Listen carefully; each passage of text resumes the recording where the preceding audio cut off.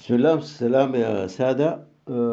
عندنا قصة جديدة، لكن عايزين نبدأها من وراء، وخلينا نسميها علاقة الإسلاميين بالولايات المتحدة الأمريكية منذ سنوات الإنغاز.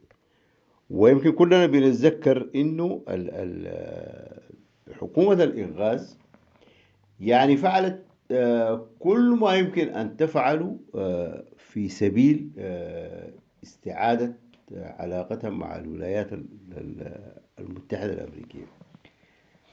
يعني بنتذكر نحن الحياة اللي كان بيعمل فيها مهدي إبراهيم لما كان سفير السودان في واشنطن، وزيارة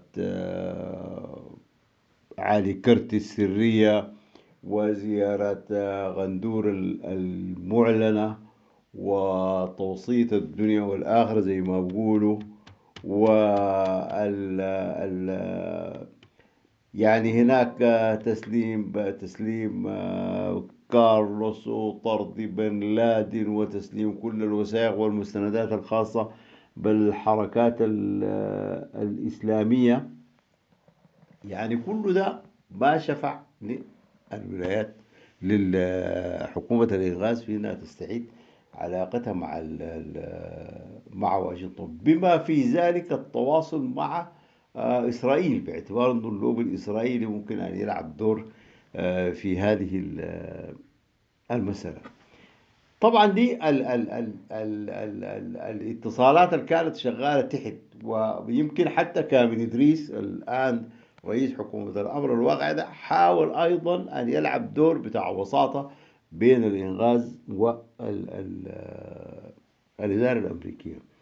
وشركات تم التعاقد معها ودفعت مبالغ طائلة دون أي نتيجة. طيب، هو ده كله حصل ليه؟ ده حصل طبعا يا اخواننا لانه كانت في وقائع. الاداره الامريكيه كانت على قناعه كامله انه هذه الحكومه غير جاده فيما تقول، ان هي تعلن موقف وتخفي موقف اخر مختلف تماما. ما هي صحيح امريكا مشكلتها مع الانغاز كانت شنو؟ انها هي واحده من مصادر الارهاب الدولي، وبتغذي الارهاب العالمي، وبتحتضن الارهابيين والحركات الخارجه عن القانون الدولي وكده. دي كانت الاشكاليه. فهي مشكله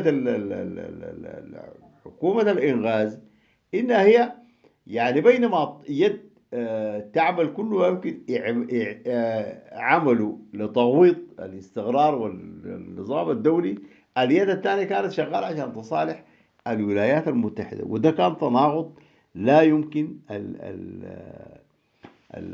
انه يستمر مع بعض يعني. المفارقة طبعا انه بعد سقوط نظام الانغاز وجات الحكومة الانتقالية، وانفتح العالم نحو حكومة حمدوك، وبدأ التواصل مع الولايات المتحدة، وبدأ حل المشاكل. يعني الحكومة حمدوك لما جاءت لقت انه السودان ضمن قائمة الدول الراعية للإرهاب. لقيت انه المجموعة من السودانيين يحاكموا او حكموا، واصدرت احكام من محاكم امريكية ضد السودان. والسودان يعيش في عزلة حقيقية من المجتمع الدولي، من المؤسسات النقدية، صندوق النقد، البنك الدولي، إلى آخر هذه المسألة. طيب، حكومة حمدوك وفد يمثلها قضى نحو عام كامل يتفاوض مع الحكومة الأمريكية في سبيل الوصول إلى معالجة هذه المسائل العالقة. والنتائج طبعا يعني لا ينكرها إلا من كان في عينه رمد، لأنه ترتب على هذه المفاوضات اللي استغرقت عام كامل انه تم رفع السودان من قائمة الدول الراعية للإرهاب. تم إعادة إدماج السودان في المجتمع الدولي اقتصاديا وسياسيا ودبلوماسيا، وبدأت مؤسسات النقد الدولية تتعامل مع حكومة السودان الانتقالية. واستمرت المفاوضات فيما يتعلق بالقضايا. طبعا المحاكم الأمريكية كانت أصدرت أحكام بالإدانة ضد عدد من السودانيين ومن كانت لهم صلة بالسودان في ثلاثة قضايا شهيرة: قضية السفارة الأمريكية في تنزانيا، السفارة الأمريكية في كينيا، وقضية المدمرة كول. دي ثلاثة قضايا شهيرة جدا صدرت فيها أحكام، ووصلت الإدانات المالية أو الغرامات الموقعة بموجب تلك الأحكام ما يفوق 10 مليار دولار. طيب، الحصل شنو؟ الحصل انه بعد مفاوضات مطولة وبعد ما نجح وفد الحكومة الانتقالية من الوصول إلى حلول ومعالجات جذرية، منطلق من نقطة واحدة بس، يعني انه هذه العقوبات يدفع ثمنها الشعب السوداني الذي لم تكن له يد في كل هذه الجرائم التي ارتكبت، وأن النظام الذي ارتكب هذه الجرائم قد ذهب إلى مزبلة التاريخ.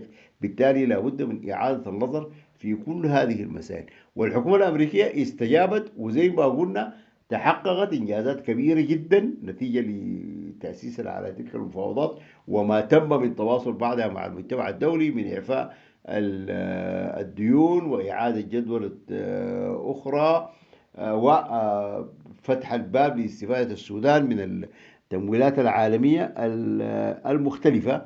لكن كانت في نقطة منطقية لا يمكن تجاوزها، اللي هي الحق الخاص. يعني احنا اتكلمنا قبل عن 11 مليار، ال 11 مليار دي نزلت ل 315 مليون دولار اعتبرت حق خاص لضحايا هذه الجرائم اللي ارتكبت في ظل الإنغاز. طيب، عشان يتقفل الملف ده بشكل نهائي ويعفى السودان من المساءلة مرة أخرى في هذه القضايا، قامت الحكومة الانتقالية برئاسة الدكتور حمدوك بدفع هذا المبلغ 315 مليون دولار. لاحظ أنت، من 11 مليار وصلت ل 315 مليون. طيب، ده كله ما نجي للمفارقة الكبيرة اللي حصلت بعد ذلك، وهي الادعاء بأنه هذه حكومة سفيهة ودفعت أموال ما كان يجب أن تدفعها، لأنه المحاكم الأمريكية أصدرت براءة للسودان من تلك الجرائم. شوف الكذب. طيب، نحن عشان نفند هذا الادعاء اللي استمر ومستمرة فترة طويلة جدا لحد الليلة، مستمرة السردية بتاعت انه والله حمدوك ما كان المفروض يدفع القروش لانه المحاكم الامريكية برأت السودان. طيب، نحن من وقائع زي ما اقول من وثائق مأخوذة من محاضر تلك المحاكم ومن احكامها، ومن ناس مثلوا امام تلك المحاكم وأدينوا. خلونا ناخذ شهادة واحدة بس، اللي هي شهادة وردت في كتاب جمال الفضل الشاهد الأول ضد بن لادن للكاتب الصحفي الأستاذ محمد عبد العزيز. هذا الشاهد وآخرين سردوا مجموعة من المعلومات اللي بتأكد أن السودان كان متورط في تلك الجرائم. أول حاجة، في معلومات عن أنه السلاح اللي استهدف المدمر كون اتحرك من سوبا وبتسهيلات كبيرة جدا من قوة نظامية لحد ما وصل بورسودان، واستقر أيضا في معسكر نظامي حتى تم نقله إلى موقع المدمرة كول. طيب، بالنسبة للسفارتين معلومات أيضا موثقة عن أنه في خلية موجودة، خلية إرهابية موجودة في شرق أفريقيا، وظلت على تواصل مع السودان مؤسسات رسمية ووجدت الدعم الكامل. طيب، في معلومات تانية أيضا فيما يتعلق بالسفارتين بتقول إنه في ضابط سابق في الجيش المصري كان على علاقة ببن لادن، وهو الذي اتحرك من الخرطوم. لاحظ، اتحرك من الخرطوم ومشى وثق كل الوقائع، يعني كل المواقع الخاصة بالسفارتين لتحضير الموقع لتنفيذ الهجوم. طيب، في شهادة ثانية في هذا الكتاب المهم، الكتاب بتاع جمال الفضل الشاهد الأول ضد بن لادن لأخونا محمد عبد العزيز، إنه وديع الحاج الأمريكي من الأصل اللبناني ده كان بيعمل مع بن لادن في الخرطوم، وحوكم وأدين في واحدة من القضايا، وآخرين غيرهم. طيب، إذا دي الوقائع اللي بتأكد إنه هذه الوقائع اللي احنا تكلمنا عنها أو الجرائم اللي احنا تكلمنا عنها عرضت على المحاكم الأمريكية وأدين فيها من أدين، وصدرت أحكام وغرامات ضخمة جدا، ونجحت حكومة حمدوك في تخطيط هذه الغرامات إلى المبلغ اللي نحن ذكرناه. بينما حكومة الإنغاز خلال سنواتها دفعت أضعاف أضعاف هذا المبلغ.